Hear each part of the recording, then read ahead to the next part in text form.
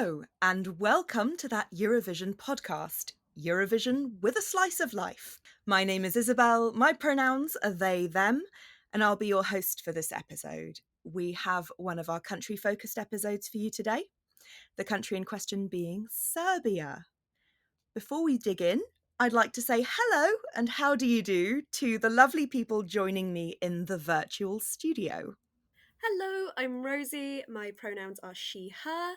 I am very excited to be here to talk about a country that hasn't necessarily been on my radar as much as I feel like it probably should be.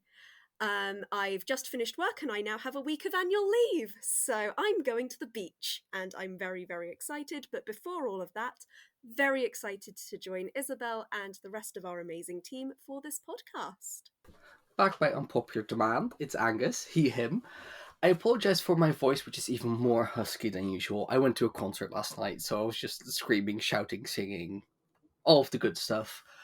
Yeah, I'm just very excited to get into this week's episode, and yeah, no, there's nothing I have to add. Hello everyone, my name is Janek. I use any pronouns. I am one of the newest members of our team. I've been here for 3 months or so. I am very excited for my debut being this country's talk. I am very excited and I'm really excited to hear what your opinions are. Hello, I am Euan. My pronouns are he and him. This is again my first podcast like Yannick, and I am so excited to discuss one of my favourite musical countries ever.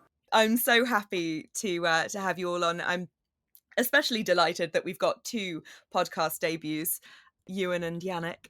Although anybody who was on our live stream recently, our TES Awards live stream, will recognise Yannick already, and Ewan actually, because Ewan was in the chat, so that was a fun time.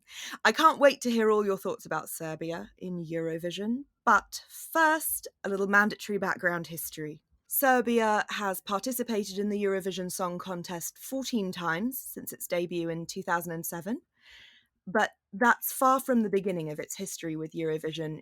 Numerous Serbian artists participated in the contest as part of Yugoslavia between 1961 and 1992. And Serbia and Montenegro participated jointly from 2004 to 2006, though they withdrew in 2006 as the Union of Public Broadcasters of Serbia and Montenegro, UJRT, was unable to submit an entry by the deadline following an internal dispute regarding the validity of the national selection results. Montenegro, as it happened, held a referendum on independence that June, and the following year saw both countries submit ESC entries as separate countries for the first time, as they have done to this day. Serbia won the contest in 2007 on its independent debut under Radio Television of Serbia, or RTS, with Molitva by Marija Šerifović. Molitva was the first winner to contain no English language lyrics since Dana International's Diva in 1998, and the last entirely non-English song to win until Salvador Sobral's Amor pelos dois in 2017. Molitva also gave Serbia the first win by a debuting country since Switzerland's win at the first ever Eurovision Song Contest in 1956. The 2008 contest was therefore held in the Serbian capital of Belgrade, and Serbia has qualified for the final 11 times out of a possible 14. Including its win, Serbia has scored 5 top 10 placements, most recently with Constractors in Corporesano, which came 5th in Turin this year, the country's 3rd best placing. Its 2nd best was in 2012, when Jelko Joksimovic came 3rd with Nije Ljubav Stvar. Jelko had previously represented Serbia and Montenegro, incidentally, at the contest in 2004 with Lane Moje, which won its semi-final and came 2nd in the final. Here concludes our whirlwind history of Serbia at Eurovision.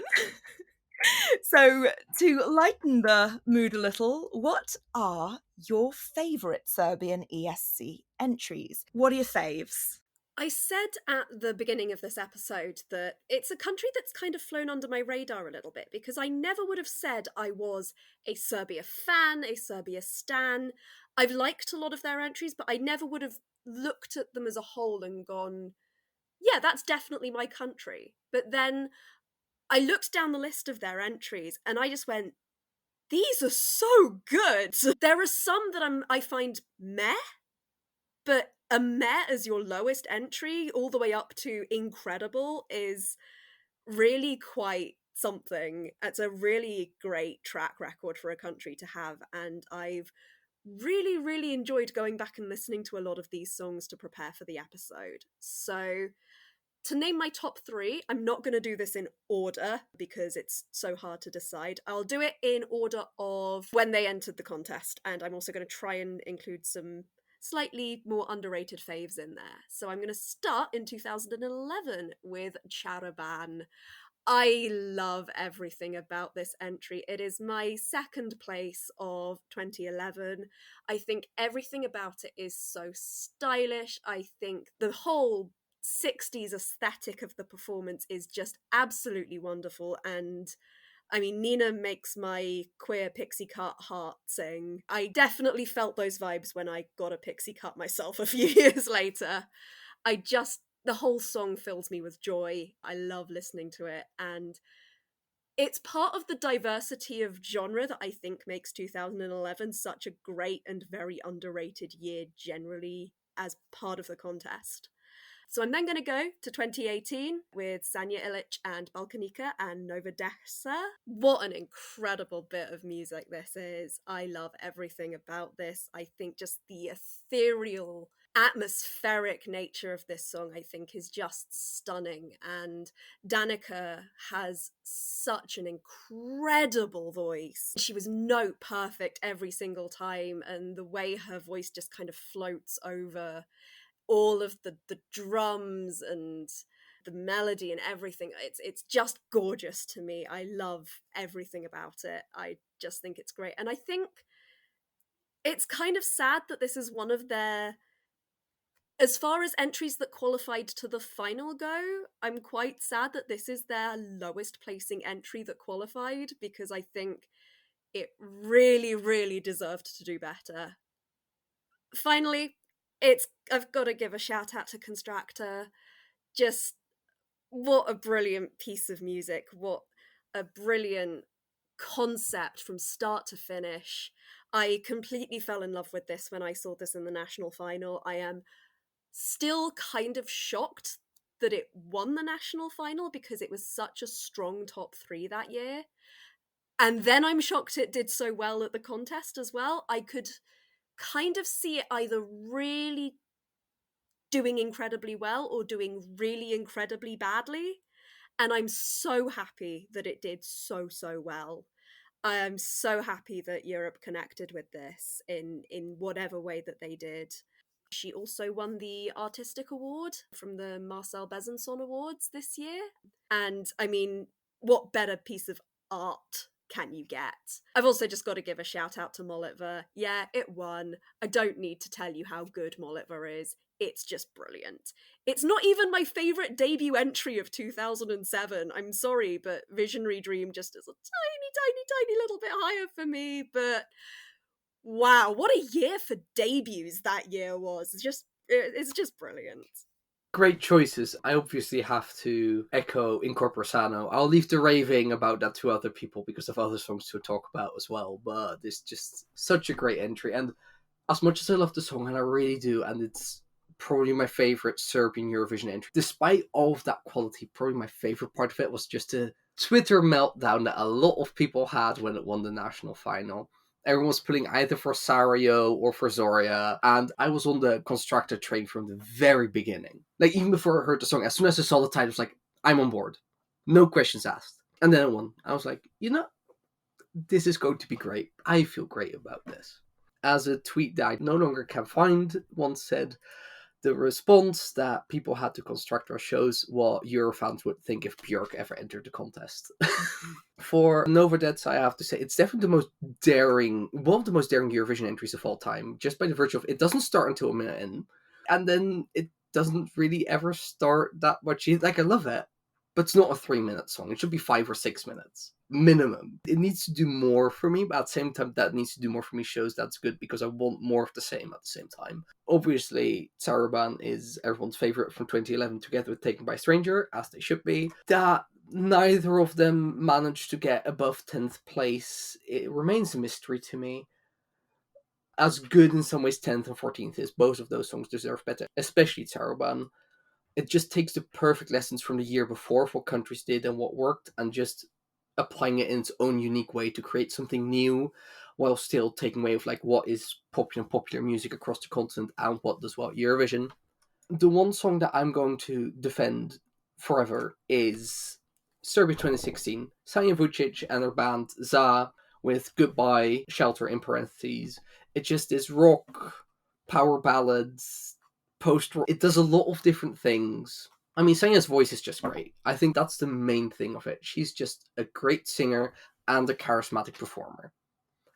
And then the build-up of the song is something I really appreciate, and that's something, if a Eurovision song has a really good build-up, that usually makes it do very well for me.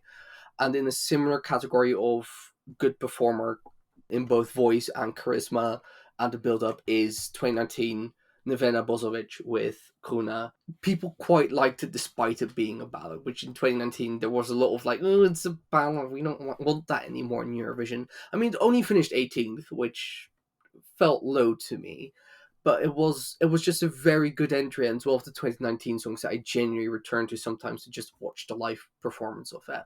When it comes to Serbia, I agree 100% with Rosie that this country wasn't on my radar of my favorite countries, but then I looked at the list and I went like, all of the songs that are listed are one of my favorites from each year. That was a shock for me because I didn't realize how amazing this country in Eurovision is. I want to echo Constructa being my favorite Serbian entry. No surprise. Also, I don't want to talk about the same entries that were mentioned before, but I want to talk about Nova Deca for a moment because this chorus is an earworm. The na na na is such an earworm, and it stays in your head for a long time. Also, Charabanu should have placed higher, I agree. Krona also, I think, was one of the best entries from Serbia. So I want to start my second TED Talk with 2015 because this entry I didn't like during the contest, but just something about the song was just did something to me, that the absolute party that she had on stage with all other people, and the lyrics also very impactful and very amazing. I am sad that this song was in English, the first, and I think only from two Serbian entries that are fully in English, so that's not a lot of English songs, but still I think they're amazing. Of course, everybody's talking about Molitva, and I agree, Molitva is amazing, and it's also my 2007 winner. But the song from Serbia that not a lot of people are talking about is Maria's President 2008, Jelena Oro, one of not many folk songs from Serbia overall. Like, you didn't hear folk from Serbia until Nova Deca. You can also say that Jelubav Star has some folk sound, but the song doesn't feel folk like Oro or Nova Deca for me. But Oro, very deserved placing and amazing host entry that Serbia decided to send. And I want to shout out Hurricane because I love them. Trying to pick my favourite Serbian entry was quite difficult. I haven't actually managed to, because I like every Serbian entry apart from literally one. But if I have to try and put one ahead of any of the others, for me, it's got to be 2008 with Oro.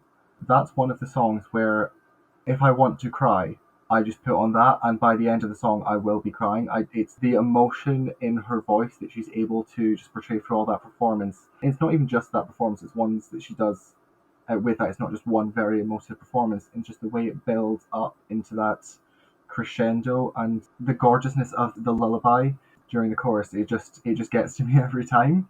And if I'm to put a second one as one of my favorite Serbian entries in a complete departure, it's Hasta la Vista, because I think it just embodies what Serbian music is good at. Big, powerful, over the top groups of women just singing dance tracks that are just the best ones that you can just slot drop in a club to. Everything about that just screams Serbian music to me. And I think rounding off, I think it's got to be New Ljubitz Far, because although it's not as much of a kick in a emotive way as Oro, it just tugs me, and I'm not really quite sure what it is about it, because it's not got that one aspect like Oro where it's the voice or the lullaby. It's just something about that song that I can't convey with like what it is that just makes me love it so much.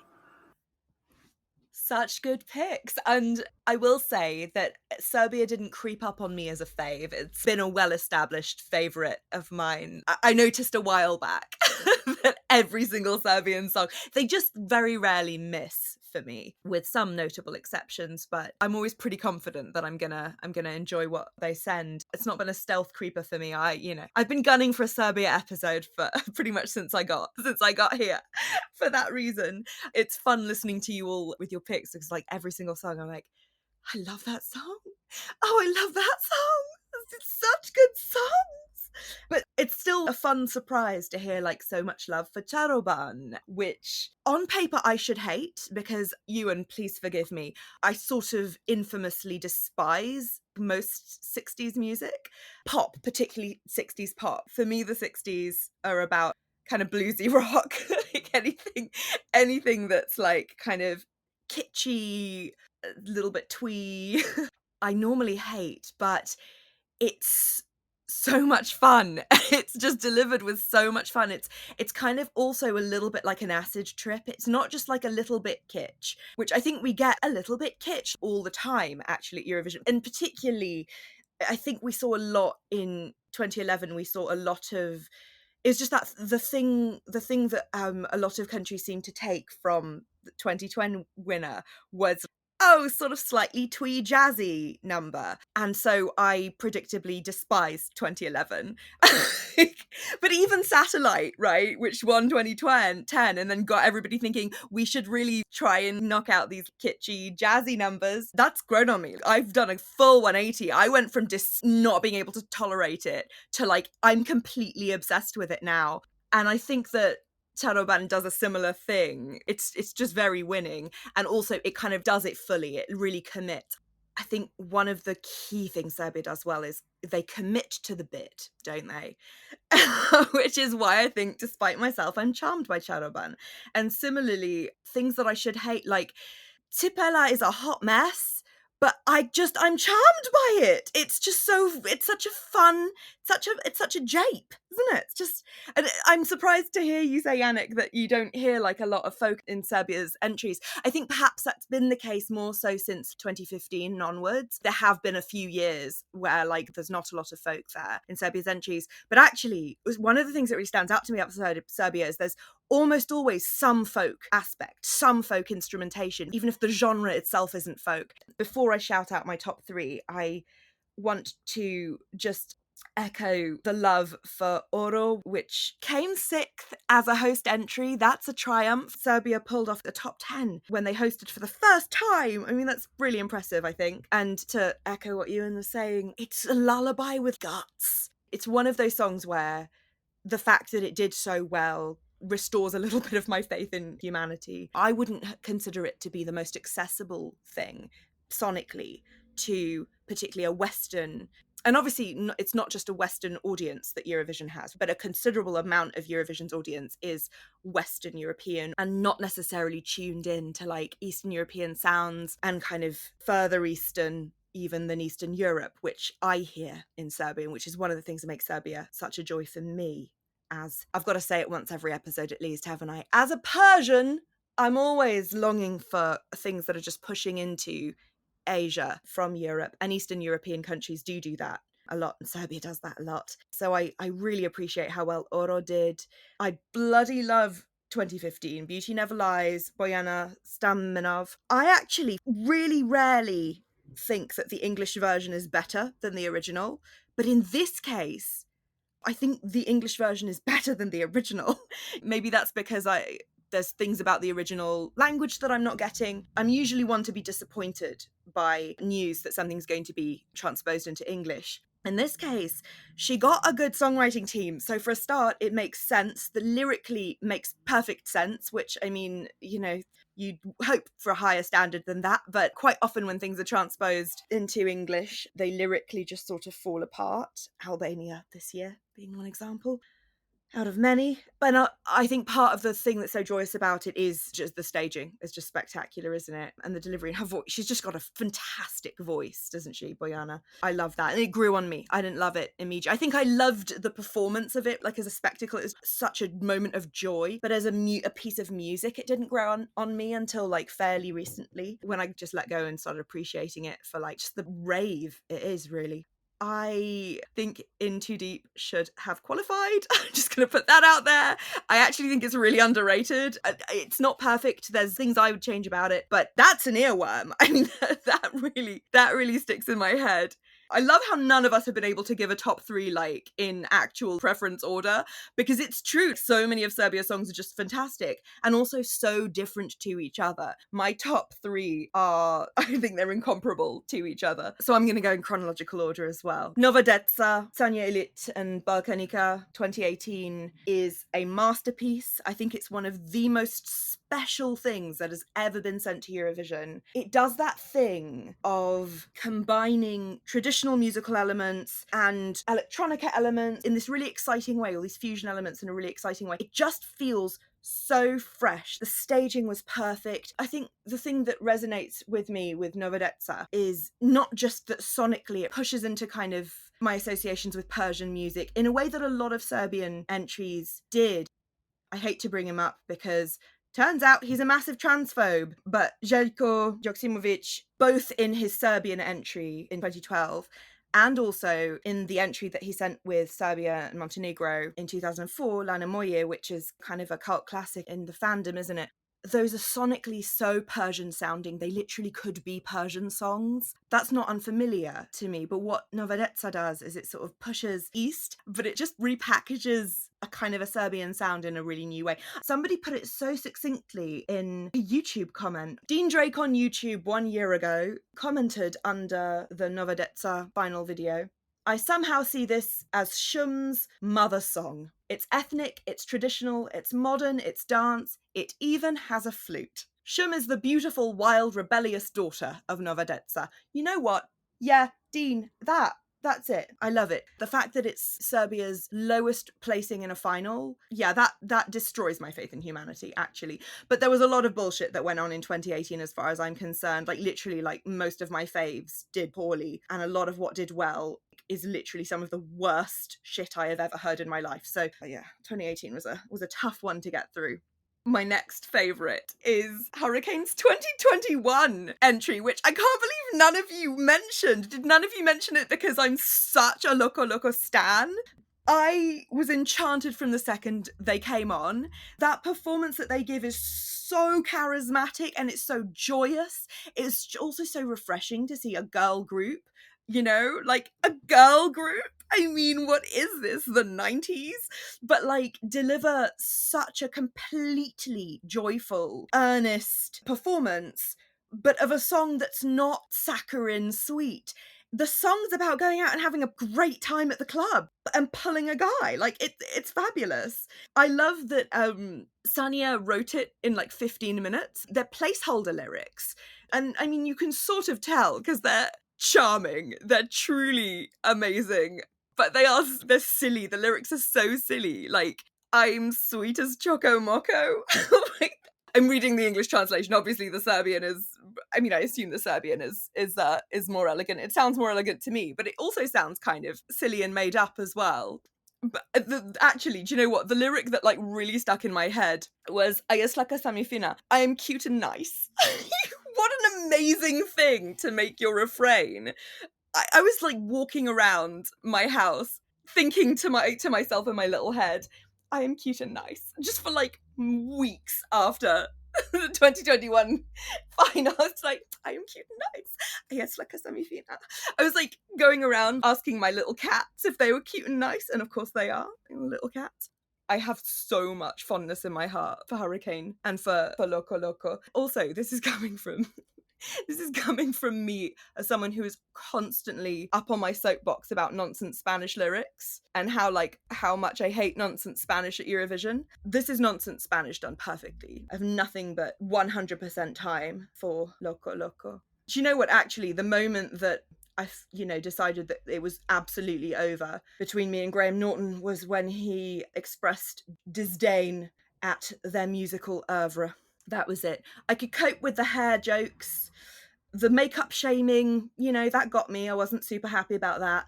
But it was the moment that he was like shocked that they were popular or that they did well at all. Yeah, none of that snobbery in this house. Thank you so much. Hurricane are queens, even though actually the original lineup, they've all left. Did you know this? This is like a recent thing. The three original Hurricane members are moving on. It all seems very nice and civilized. It's like it is like a girl group finishing school. They're moving on. Hurricane will still exist, but it'll be three completely different new singers, which is just, what is this? The year 2000? Okay, cool. I hope that means that we see more of them as solo artists, because I just love them. I think they're fabulous. I won't talk too much about it because it's been mentioned by basically everybody, but my final favourite Serbian entry is that was this year's Constracta Incorpore Sano, the first Eurovision entry with more than just a couple of words in Latin. Yeah. I don't know why I'm cheering. It's always fun to have new languages in Eurovision. Yeah, I think in the past we've had like a Latin phrase here or there. We have a whole verse in Latin in Incorpore Sano. Not necessarily the most standout thing about it. I was not watching the final. I think I might even have been covering it was like one of our super weekends, wasn't it? I think I might even have been covering a different national final for the site at the time. But either way, I wasn't able to watch the Serbian national final this year live. I mean, the very final. I watched the semis. And I mean, I was enchanted by Incorpore Sano straight from the get-go, but I didn't think it would win. So I was gunning for Zoria to win because, I was like, well, I mean, obviously Incorpore Sano's not going to, and Zoria is incredible. And then my friend who was watching was like, she's won. They've chosen her. Incredible. Testament to Serbia's risk-taking. I don't know whether much more needs to be said, because I feel like Angus mentioned, it created a Twitter storm. So much has been written and said at this point about all of the nuance and all of the different layers of meaning in Incorpore Sano. Anna is a performance artist. Clearly, Incorpore Sano is a piece of performance art at Eurovision. As a performance artist myself, I'm just delighted to see anything that is that boldly theatrical and that committed to essentially performance art. Everything about it is perfect to me, from the delivery to the use of the towels for a scarf dance that like recalls folk scarf dancers. Just so good. I will say that she herself has expressed a desire for there to not be one single interpretation. Like there's no one single correct interpretation. I think you could sort of see that with the way that when it came to Eurovision itself, the surtitles that they used, the translations that they used to English, felt a little bit more vague, a little bit more universal. And I thought it worked. I thought it was a very clever choice, a little bit less specific perhaps to the Serbian context of the original. But I think it's an interesting thing that she said, that because people do home in, don't they, on like individual bits, like, oh, it's about our relationship with the beauty industry, oh, it's about mental health, mental wellness, oh, it's about our obsession with celebrity. And actually maybe it's about all of those things, maybe it's about all of them and none of them, and that's pretty cool, and also pretty performance arty, quite frankly. I said I wasn't going to rhapsodize and I ended up rhapsodizing, so I'm so sorry. Let's throw it back out. We've touched on this in all of our answers, I think, but what, in your opinion, are Serbia's strengths at ESC? Where do they shine? What is it that you look forward to in a Serbian entry? I feel like you've possibly already touched upon it yourself, Isabelle, in that you've said that they do just really commit, and that is exactly the word that came into my head when I was thinking through sort of Serbia's entries.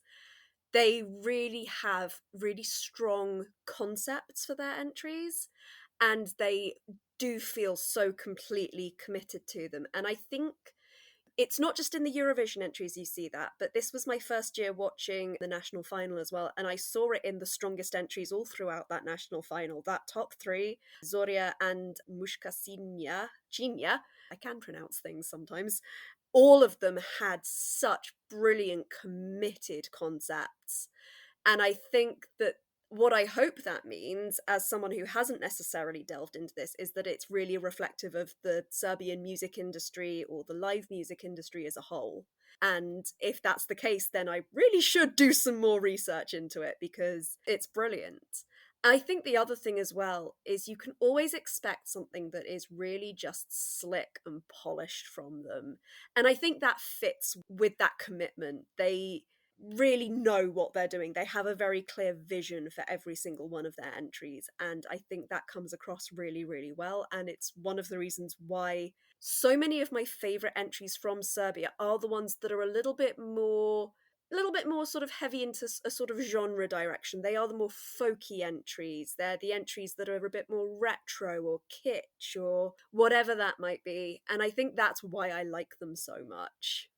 Yeah, Serbia, there's always a lot of diversity. Like from year to year, there's a lot of just difference between the entries. As I very shortly mentioned earlier, I do also feel, I don't know whether that is because some conscious effort on the committees that select the national final entrants, or from the national final viewers, which also could be a case, or just because Serbia may be some kind of Eurovision bellwether in some weird respect. But it does feel like they're always taking lessons from what worked and what didn't work at Eurovision the year before, and general trend lines between Constructor really going the with something very authentic to the artist, and that can be a bit eclectic compared, especially to what the more mainstream taste would maybe say would be popular, but you can get away with something like that. 2011, as I said, definitely responding, and as Isabelle also mentioned, sort of responding to that twee revival we sort of had in Europe of solo female singers that we had at the time, sort of gearing into that, but it's in its own way. 2009, Serbia trying to do well with a baffling performance of a terrible song, but showing that apparently only Dima Bilan can get away with it for reasons unknown to me. I'm sorry, I cannot get over Dima Bilan winning.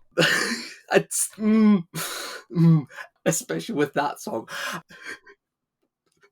But yeah, no, I do feel there's always, and I mean, this is true for many a Balkan country in Eurovision specifically, we get great live performances out of it.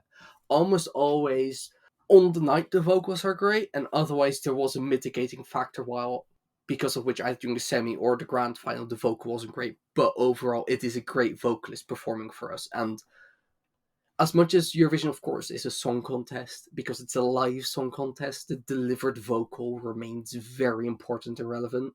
I always value that. For me, the biggest example actually of that, of the difference between studio and live, is Hurricane. I still cannot get into Hasta La Vista. It's too messy for my brain. Like, I cannot process it. And the same is true for the studio version of Loco Loco. But on stage, between the presentation, how they sing it, and just how the production of the music works on the live stage, you just get a full quality package that few countries can just send in with such regular energy. Just so regularly and so dependably, just being a quality entry. Whether they qualify or not, whether they finish high or not, you can depend on Serbia sending in something with quality, except for 2010. I'm trying to think of something that hasn't been said before, because I think we talked about the authenticity, we talked about how they are strict, what they think is the best for the contest, and bring quality. But one thing I want to mention is that Serbia doesn't go into mainstream with their song without. There are some examples, of course. There is Into Deep, which we can say that it's more mainstream than other entries. But Serbia is doing amazing job for showing their own music, not what the music is in the West, especially the Sweden, Germany, whatever. As I mentioned before, folk sounds in songs that they are sending, just they should stick with that because it's their whole image in the contest. They should also, as I mentioned before, only 3 songs in English out of 14. That's amazing thing to mention, and I'm happy that there's more leaning to Serbian than English songs. Not every entry from Serbia, but most of the entries, the song has meaning. Like, you can say that the song isn't just we had Hurricane, but they're an exception. They can stay with the nonsense leagues. They are Shakespearean level.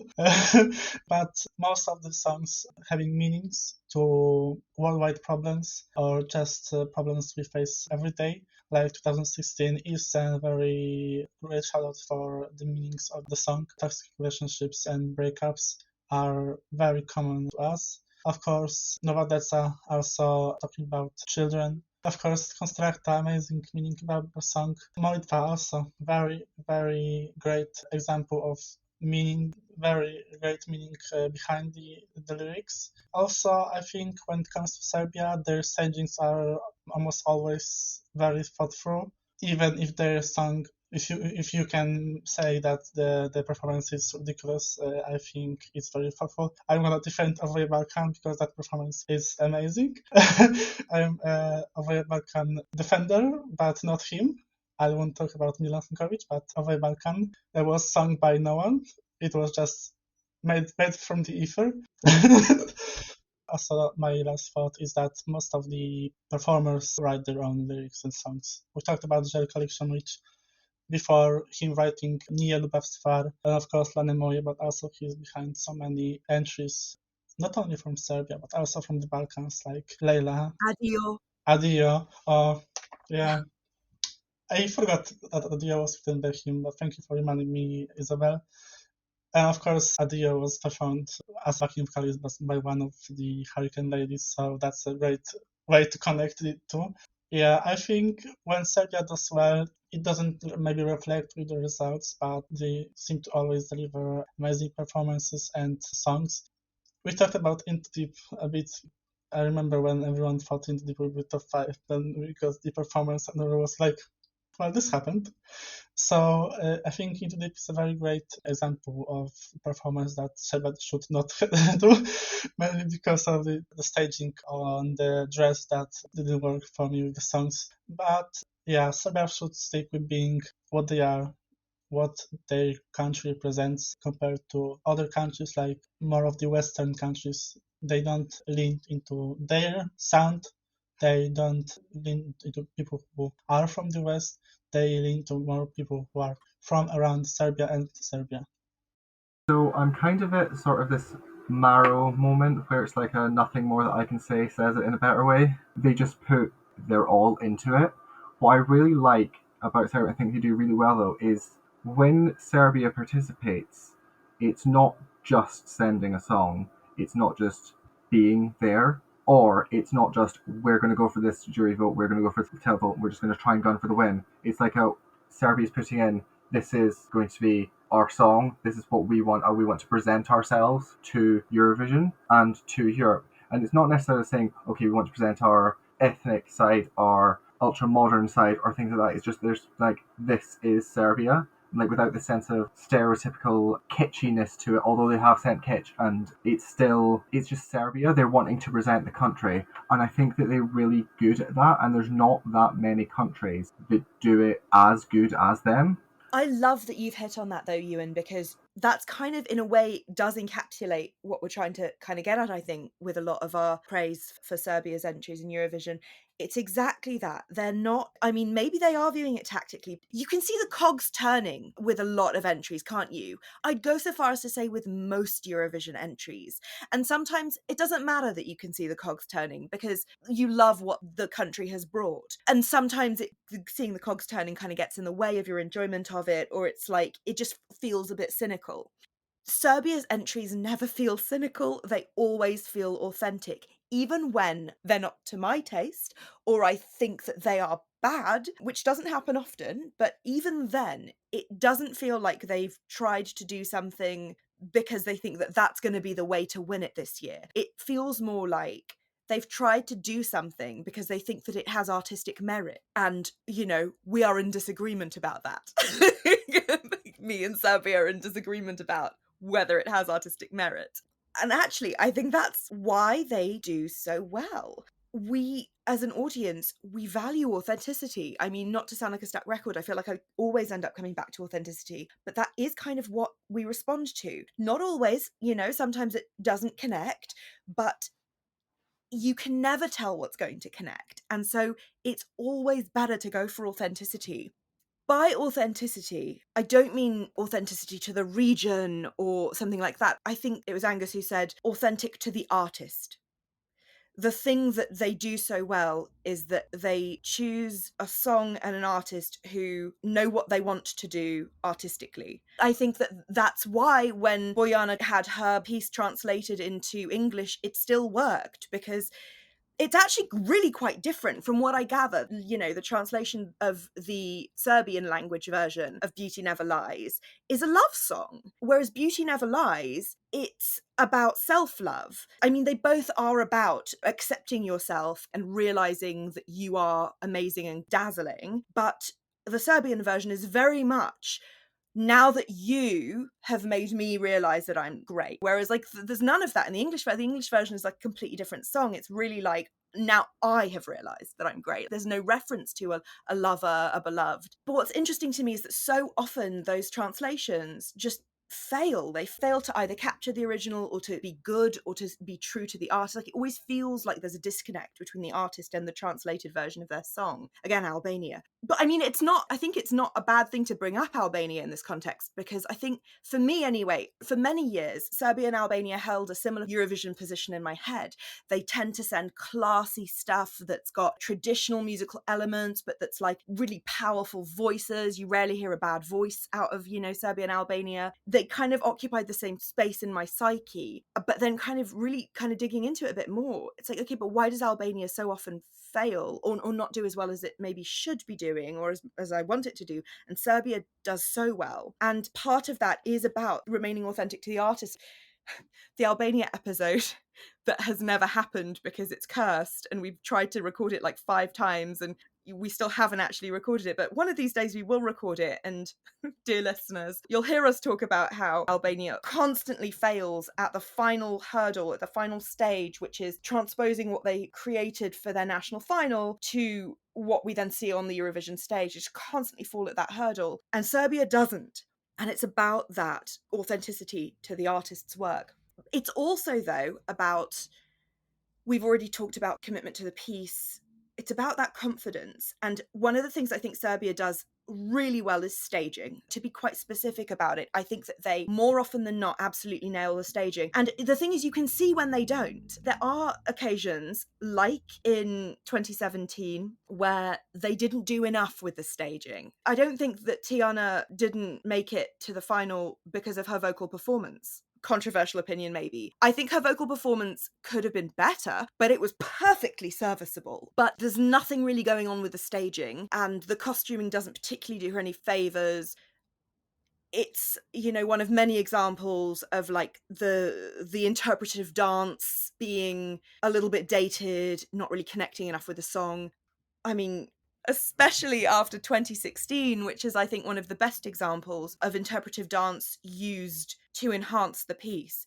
The staging of Serbia's 2016 entry is fucking flawless. Just every accent, every part of the escalation of that song, which has already been mentioned, is lifted and accented by the choreography. And so you can see when they get it right, you can see when they don't quite, and more often than not, they really get it right. We haven't actually talked about Molitva much, and perhaps we don't need to because it's such an iconic piece, but the fact that that was what they started with, I think it set the tone in a way.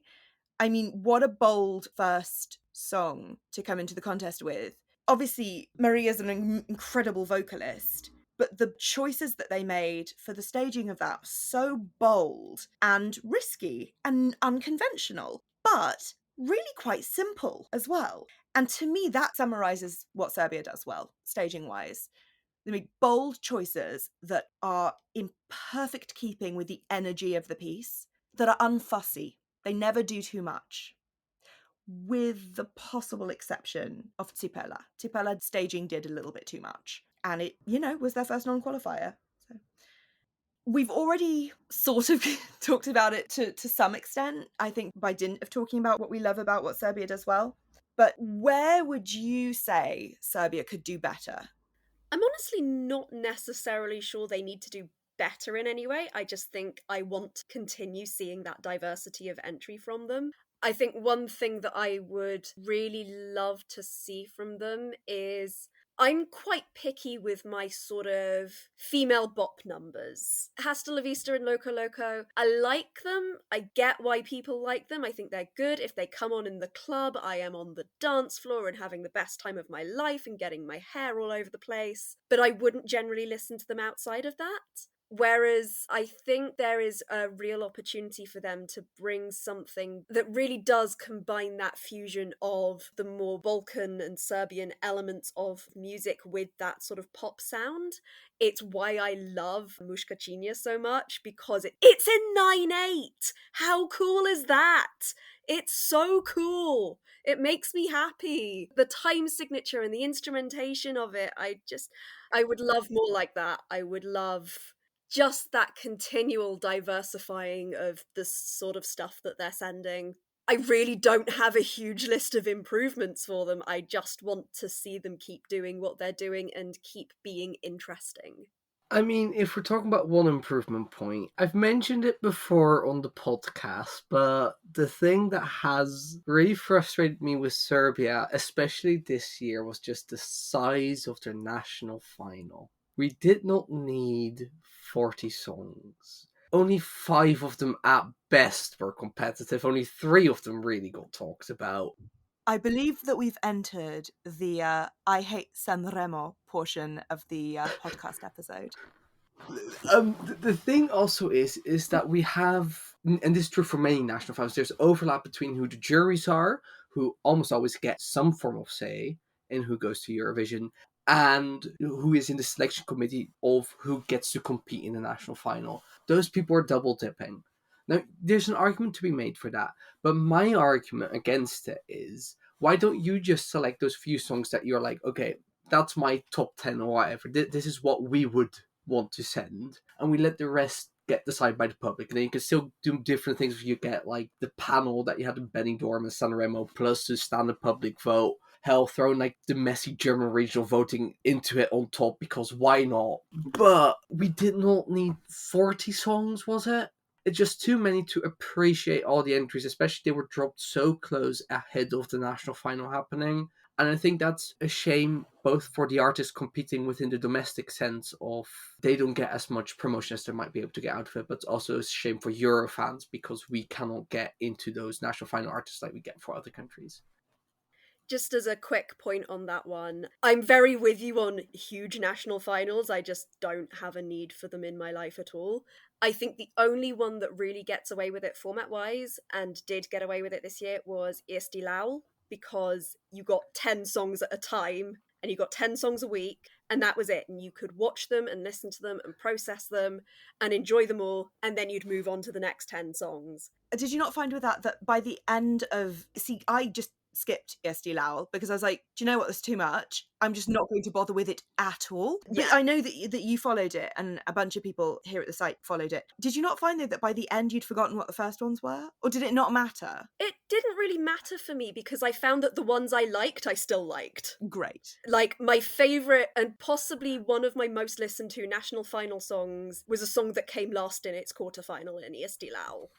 Shout out to Dramanda and Tulamini Sise and the 3 other people who love that song still the same way I do.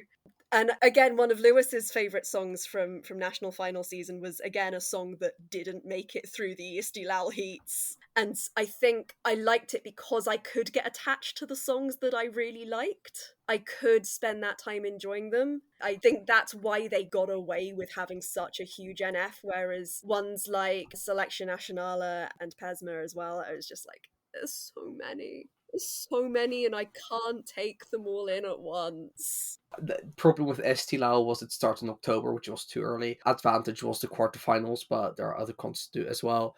The last thing I quickly want to say is, for as good and as tight as Serbia often is with staging and choreography and just design and all that, and also just the clothing choice often are just so excellent, that for some reason still love the bloody wide shots in which we only see the audience and the artist is like 1 pixel big on the screen. I understand that you want some form of like, oh, they are in this arena, something like that. But the way they cut to it and stuff like that, that is something that I do feel that part of the performances Serbia could definitely still improve on, especially because they are so strong in all those other aspects of the live performance. It hurts it more. But this is just my regular rant against white shots in Eurovision. I just want to echo most of what we have already said, that yeah, the national selection, just make it short, do only 10 songs, that's it. I could say that from the second national final this year, I only remember 3 songs. And that was the top 3 of this year, so that speaks volumes. The other thing, I think Serbia should, of course, stay with their sound, with what they are known with. Don't go into the 2017 route with the basic pop song. And I, of course, I have to agree with Rosie. With if you want to do a female bop, do something like Muškarčina, because that's how you make a song that it's in Serbian. It's what Sario always has given us. Her music sounds like this, so very what the artist represents in the songs. And of course, the stage performance gives something that they know that they can do. I think with Serbia, every year we have staging that isn't the most complicated thing in the entire universe compared to other countries that experiment with their stagings. They're mostly simple, but they know how to envision the song and the artist's view in the staging without being extra that are unnecessary. But also don't be very simple that could destroy the song. I talk about Into the Pilot because I think it's a great example of Serbia. What did not work for me, of course.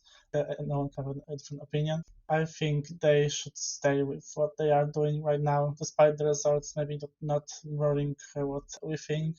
They are fine with what they are doing. I think in terms of what Serbia can do to improve, there's two ways of really looking at it. If you're looking at it in the sense of, do they need to change anything to be a good country for sending Eurovision songs? No, I think what they're doing already, they're giving us these good songs, they're giving us what we want to hear. Like the fact that we can't pick our favourite songs, it's a testament to how good they are. If we're talking in terms of what they can do to actually win, I think they do need to improve with their wider appeal, because they're sending lots of songs that have a niche interest or that will appeal to lots of people, but will appeal to lots of people as the 6th to 10th in a top. They're not really sending many songs that are getting a lot of people's first places. And I do love Constricta and Incorporatano. It does have a wide appeal, but it's a wide appeal to, I mean, that's a bad way of saying it, it's a wide appeal to a specific set of people, but it's like it's not appealing to enough people to get a winning televote with a winning jury vote. I think they need to work on what they're sending so they can pick something that is going to jump over that hurdle and get the winning song. Also, what I think they can improve on, what I really want Serbia to send is just basic slut pop, because Serbia is so good at that genre of music. The music industry is just filled with the most amazing turbo folk, and it's like something you can like listen to in the club and you will fall in love and just dance to it. But it's also stuff that you can just bop along on your commute. I really want the sort of energetic turbo folk ones with the folk vocalization in a song that just has nonsense lyrics. One of my main places of a Serbian song is a song about, and it literally just means great ass, but it's just got the most amazing, there's so much cultural representation in the actual music itself, and I kind of just want Serbia to send that, because we've got a little bit of it with Hurricane, but it's still just like it's tempting us with it. I want full turbo folk, slut pop, rubbish. They just need to put their whole Bussy into it and just go for it. I support that message. I love that. But I mean, Loco Loco is like my favourite.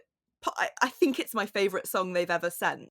One of my favourite YouTube comments under any Eurovision performance is under the Loco Loco final performance, someone commenting, "This song makes me feel like a strong, independent Serbian woman, even though I am neither Serbian nor a woman."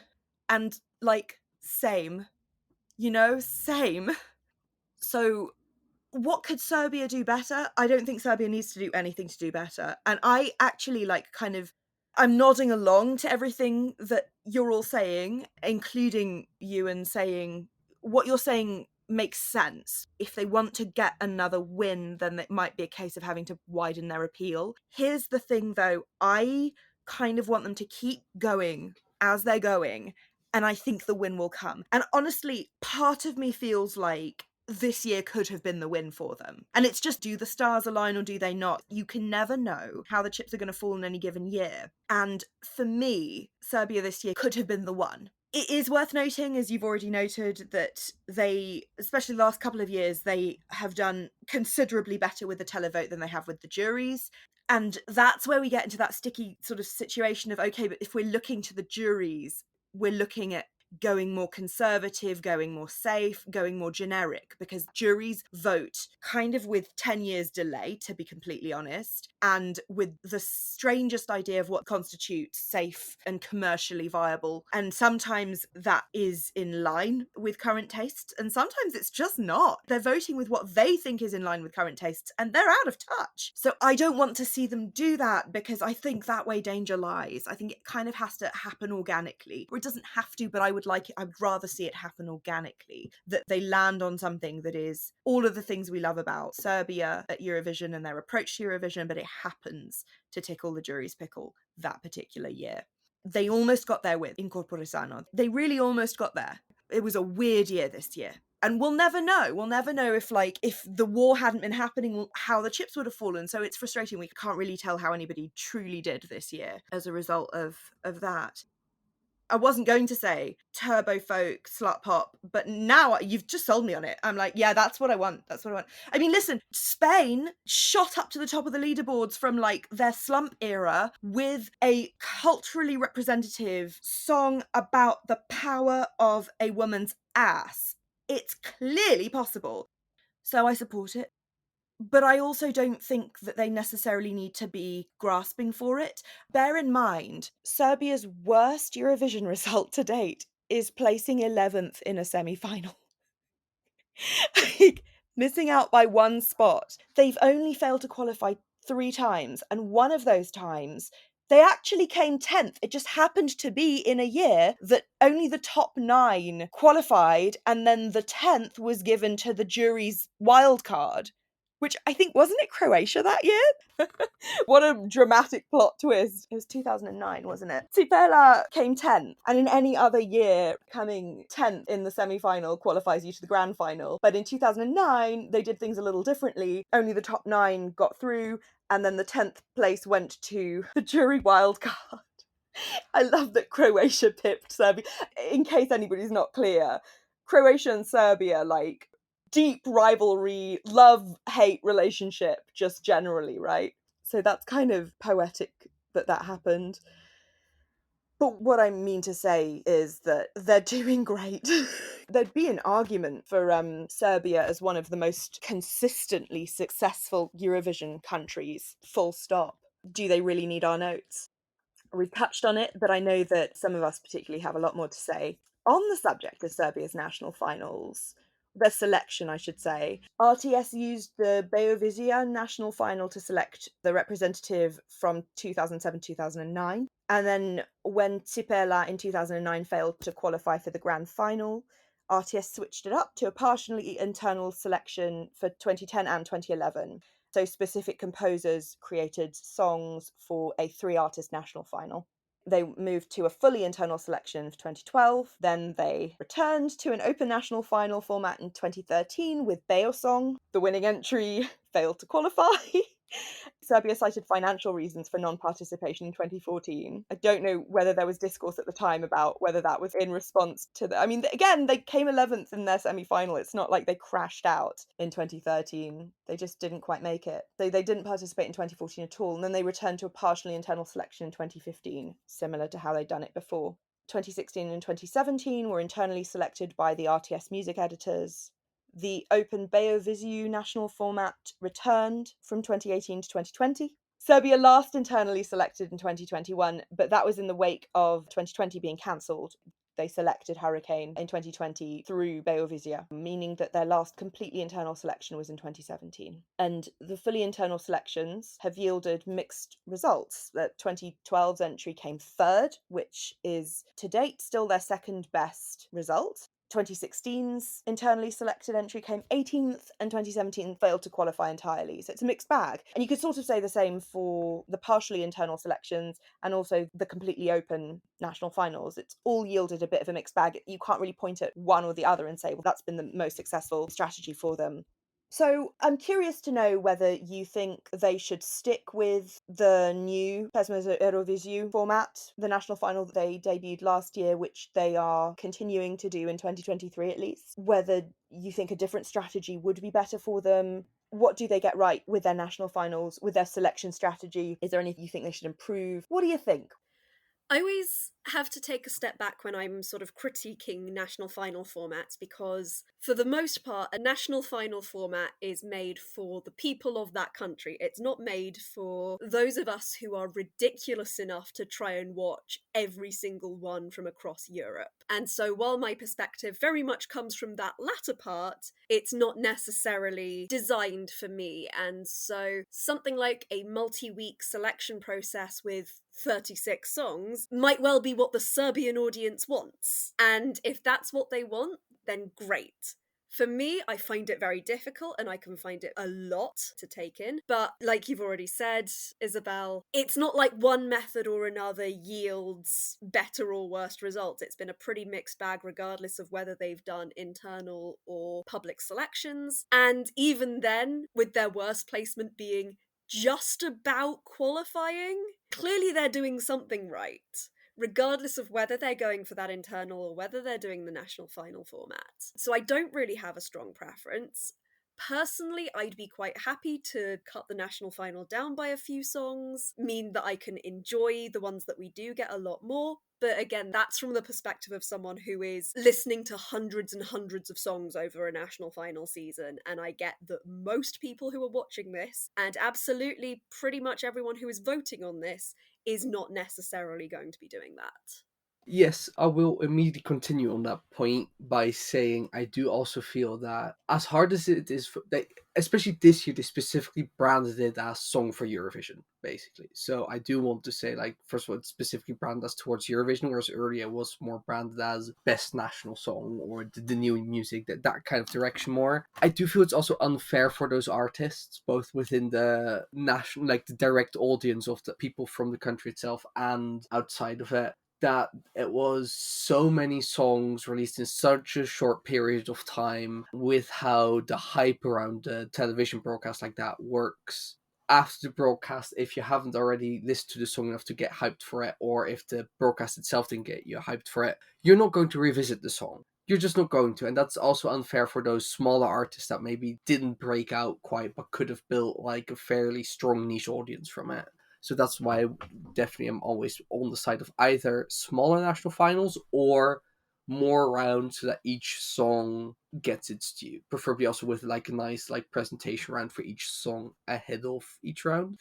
We haven't really touched on Zoria, with Zoria as being also just a great ballad. I mean, it would have finished between 18th and 22nd in Eurovision, but I love that.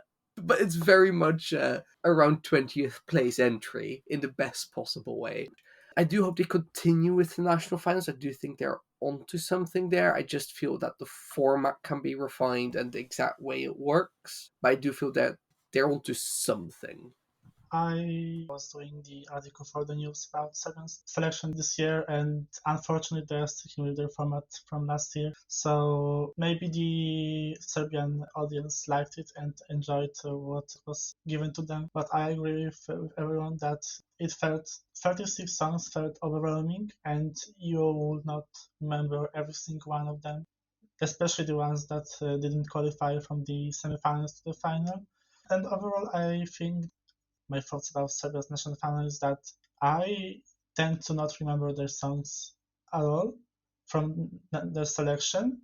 I remember the winners and maybe some fan favorites, but I'm trying to think of the NF from 2020, 2018. I do not remember a single song from these two national finals. I know if that's a rules for them, but I have no idea what songs competed with the winners. Even this year, I only remember the top three because they were my favorites, and I really tried to remember what songs took part in the Serbian national final this year, but I couldn't. So maybe try picking songs that have a stronger impact on the audience. The only songs that had a huge impact on the audience here were Zoria, Mushkarcina, and Incorpore Sano. It's a sign that artists should take into account that quantity over quality isn't always the best choice, especially with when you're picking, I'm sorry for saying that, fillers to the songs you think will do well in the contest and overall in Eurovision. I think the selections were great this year from the viewer when we like the shows were very well thought, and I think quantity over quality isn't the choice for them. Pick songs that you think are doing well. So I have thoughts on Serbian selection shows, and none of them are good. To prefacing this, I love Serbian music. It's genuinely one of the countries that I hold dearest to when it comes to music, and I love it so much. And I am, to put it bluntly, an absolute slut for a long national selection show. Like, I'm a Lithuanian fan, so you give me a 10-week selection show with 40 songs, and I'm going to love it. So many of my favourite national selection shows have been obscenely long, but with the Serbian selection shows, they're just full of the most B-side filler rubbish. Like, I was trying to look through the national final songs that I like. Over the entirety of Serbian selection shows the last decade, there are 2 national final songs that I like. That's really not good. The only selection show I liked was 2015, and that's when there was 3 songs and 3 people. It's just not good. I feel like Serbia could do so much better with just having a small national selection show. Give it to one act and let them send 5 songs or whatever, or just have a 5 national selection show. There's so many songs in there that just feel B-side. Honestly, some of them feel demo-like, and it's so sad to say because Serbia has so many good songs. You could fill 25 Balkan ballads of some of the most amazing Serbian singers, and I would love them all, but they're just not in there. The selection shows, they have the good ones. They've got the Incorporasanos, the Hasta La Vistas, and things like that. But what if those ones don't win? Because there's really only one, maybe 2, 3 songs a year that's actually worth it. It's not that difficult for a song that has, in what, a field of 40, for a bad song to win when there's over 35 bad songs. It's not good, and it could end up with some really bad Serbian entries. And I think we've just been very, very fortunate that Serbia's managed to send some good stuff. And just give a small national selection show, please.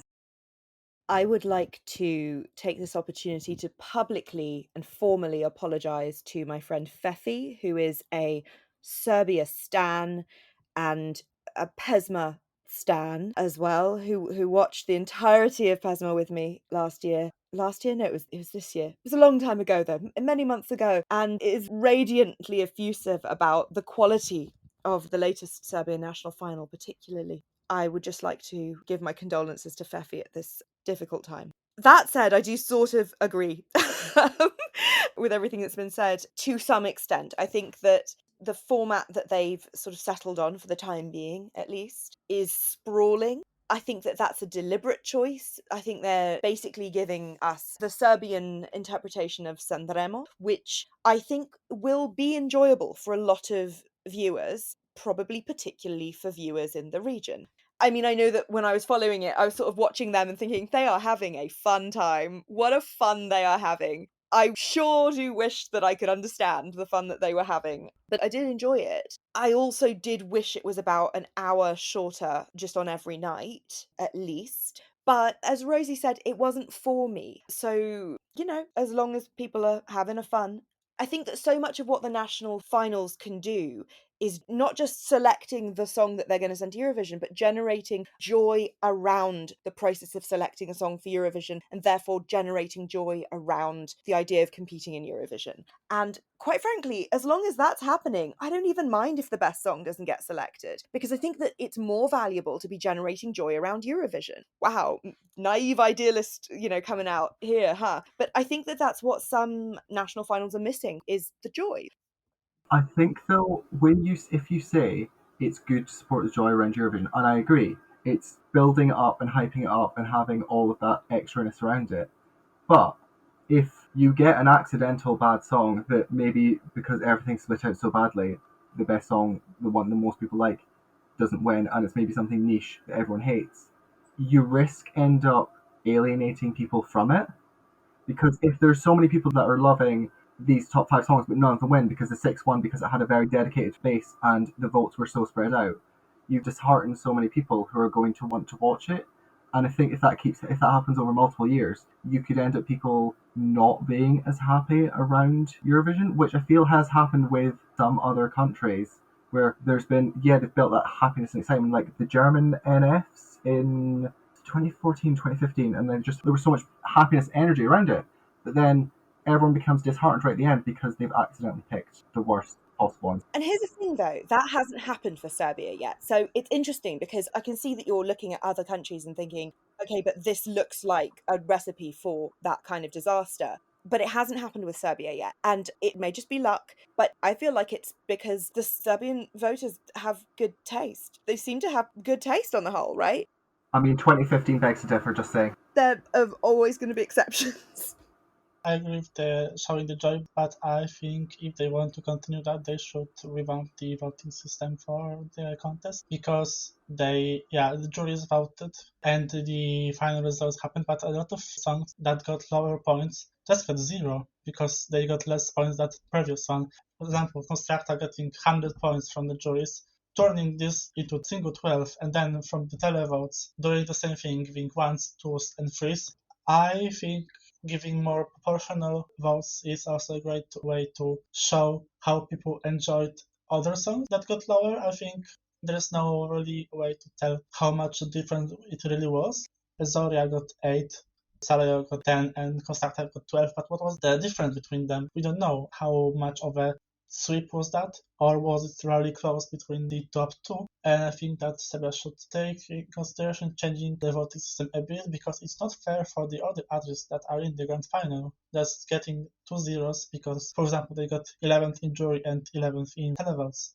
That's also a point that they should look into because sticking to the top 10 isn't an amazing showing of what songs they show the audience.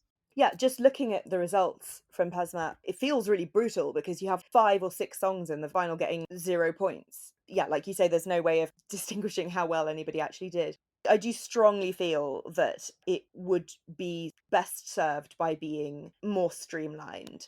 I wouldn't even necessarily say that it needs to be cut in half, although I can understand an argument for it being cut in half. But just even a quarter or a third fewer songs, I think, would actually serve it better. I did feel like there was a fair bit of filler, but also some of the songs that were my faves didn't make it to the final, so I think that there is some accounting for regional taste there.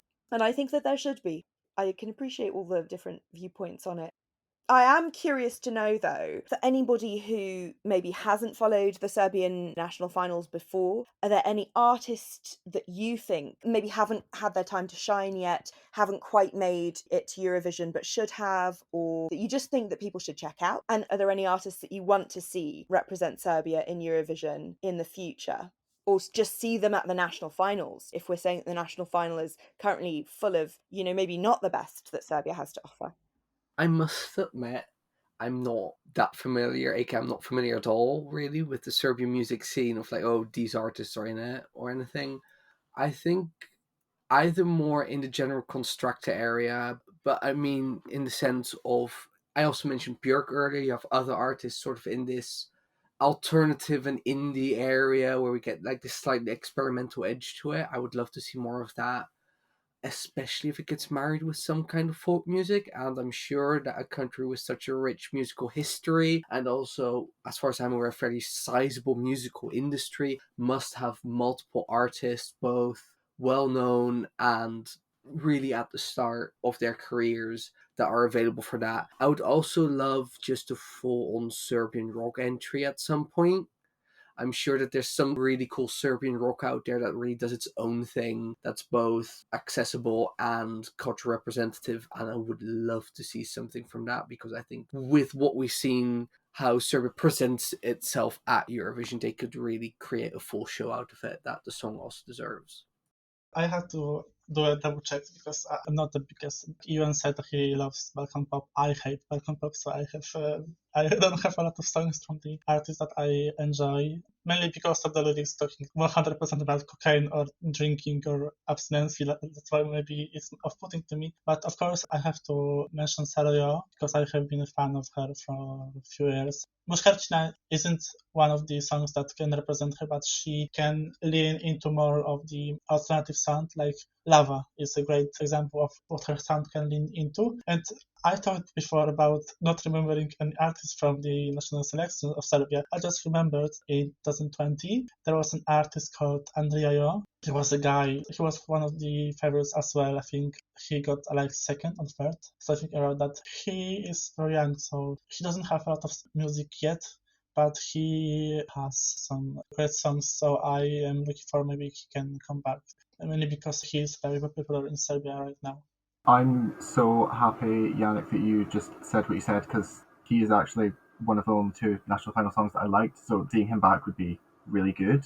I think in terms of what would be good for Serbia to have is, yes, the turbo folk and things like that. I think a lot of them, ones I'm thinking of that I like, wouldn't necessarily do it. So your likes of your Sitze, your Me Barsaljevic, MC Guzit, but so sort of people like that have the folk pop built directly into it. It's not separate to it, it's not an addition to it. Just have something in there so people like them, not necessarily those acts themselves. A completely niche and random one I know, but Yugoslavia did have a great underground dark electronica scene, and there's so many acts that are still sort of going that I would kind of really like to see Serbia send. And of course, a lot of them you're not necessarily going to get the original acts because it's been so long. But just if some of the original ones from the 80s just want to come back and just give us some of the amazing 80s style beats, but in a modern sort of way, I would just love that so much. I love that. I love the idea of Balkan dark electro. Have we really seen that? I mean, it's not like we've seen much dark electro at Eurovision, full stop. Shout out to Hattari. I'd love to see that. I mean, I'd love to see Serbia's spin on pretty much anything, to be honest. As someone who's not super, super familiar, like, aside from what Spotify chucks my way through its, pretty spot on algorithm of what it thinks I'm going to like based on what I listen to. I'm not super familiar with individual artists. I'm a Zoria stan, but I think that really falls into the sort of power ballad with a culturally specific spin type stuff that I already expect from Serbia and that I'm always really happy to see from Serbia, right? So I would be delighted to see her again. But I'm more intrigued by the idea of something completely different. And following Constructor, there's no predicting what Serbia is going to send next year. And I kind of love that. Big shoes to fill. Any final thoughts? Just one act that I completely forgot to mention about. I would love a reggaeton ballad from Sasha Kovacevic, because also Serbia and a lot of the West Balkans as well, they are really good at reggaeton, but it's not just that post Despacito, we're trying to pretend we're Cuban reggaeton. It's like real Balkan reggaeton, and it's just so good. I feel like that's also something that would be really good to have in Eurovision, just because it would be random as hell. I mean, wouldn't really be that random in a sense. Like, we've had reggaeton beats in Eurovision here and there for a few years under the radar. Hasta la Vista has a reggaeton beat. It's not a reggaeton song, but it has a beat that is close to a reggaeton beat. It'll be really interesting to see, now that we've actually had a proper reggaeton song in the form of slow mo, whether we're going to see even more of it, because it's a really influential genre and it has crept into a lot of other pop music over the last decade. That's something that I'm quite intrigued by. You know what, actually, I'm reminded that I got into a Balkan trap phase about this time last year, and this, I'm aware, is probably a controversial opinion. I would die over a Balkan trap entry. I'm not going to expect one anytime soon. I'm not going to expect one from Serbia, but that would be fun. I would enjoy that very much. Shall we wrap up? I would like to thank all of our guests so much, and to thank you, dear listeners, for taking this deep dive into Serbia's Eurovision history with us. It's been a delightful time. There have been ups and downs, mostly ups. Follow us at That Euro Podcast on Twitter, Facebook, and Instagram to keep up with our new podcast episodes. Be sure to follow That Eurovision site for the latest news and features. We're at That Euro site on Facebook, Instagram, Twitter, and TikTok. You can find out more about me, Rosie, Angus, Janek, and Euan at thateurovisionsite.com/meet-the-team.